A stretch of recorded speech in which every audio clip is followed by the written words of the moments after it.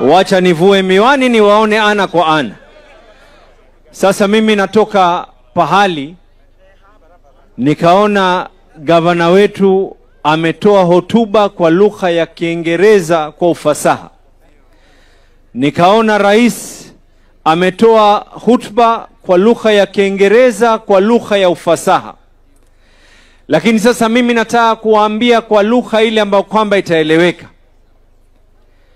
Your Excellency, ulitaja mambo 6 yote ambayo yanafaa kuweko ili kuwe na special economic zone. Jambo moja peke yake ambalo kwamba hukulitaja. Hakuna special economic zone katika hii dunia iliyoweza kufaulu katika sehemu ambao kwamba watu wanapigana kwa misingi ya hali yoyote na hakuna usalama wa kisiasa. Disemba, hawa wanahabari tena mimi nawaomba, kwa sababu kuna mengi mnayafanya na mnaweka headline, wekeni na hili.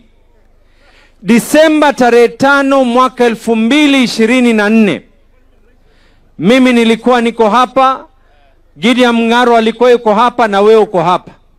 Ulitoa kauli ukasema ya kuwa hapa kutakuwa na mpangilio wa kazi 50,000 ikiwa special economic zone. Disemba tarehe 5 mwaka 2024. Disemba nzima wale wenzetu ambao hawana lengine isipokuwa ni hii, hata sijui saa nyingine inaitwa nini, ile Disemba nzima katika magazeti ni Ruto must go, Ruto must go, Ruto must go, Ruto must go. Mimi nawaambia angelikuwa amekaa na akisema Ruto must stay, angelikuwa hakuna haya. Huyu muungwana huonesha kwa vitendo, sio kwa maneno. Muungwana huonesha kwa maneno, kwa vitendo, sio kwa maneno. Lao tungelikaa kuanzia Disemba mpaka leo tukawa tunatukana, tunatusiana, tungelikuwa leo hatujafungua nafasi za watu 50,000 kwa pale. Pili, Your Excellency, angalia faida na furaha ya watu kufanya kazi pamoja.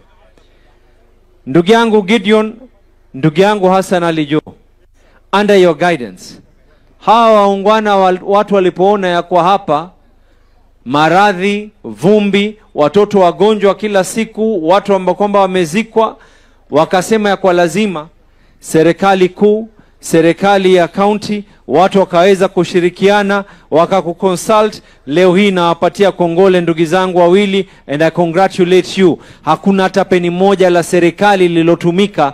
Leo tuna makilomita ya lami ambayo kwamba yako hapa. Jameni, hii afya yetu na ndimi zetu, tukae tutukanane ama tuweze kuwahudumikia nyinyi?